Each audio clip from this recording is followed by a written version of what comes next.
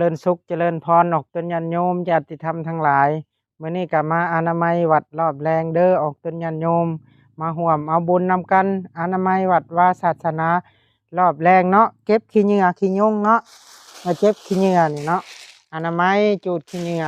วัดวาศาสนาสะอาดเด้อออกตนโยมญาติโยมมาเอาบุญนำกันเด้อ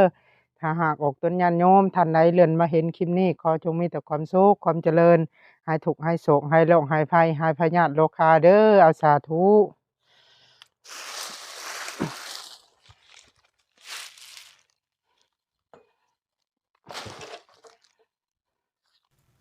ตอนนี้ก็กำลังเก็บขี้เหงื่อใส่รถเข็นเนาะเพื่อจะมาถิ่มอยู่ถังขยะถ้าหากออกตนญาติโยมท่านใดเลื่อนมาเห็นคลิปนี้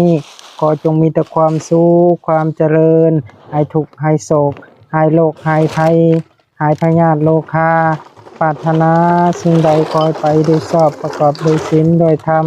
นอนหลับให้ได้เงินหมื่นนอนตื่นให้ได้เงินแสนแบมือมาให้ได้แก้วมณีโชคโทษให้อย่าได้มาเบียดมาพานมันให้อย่าได้มาเบียดเด้อ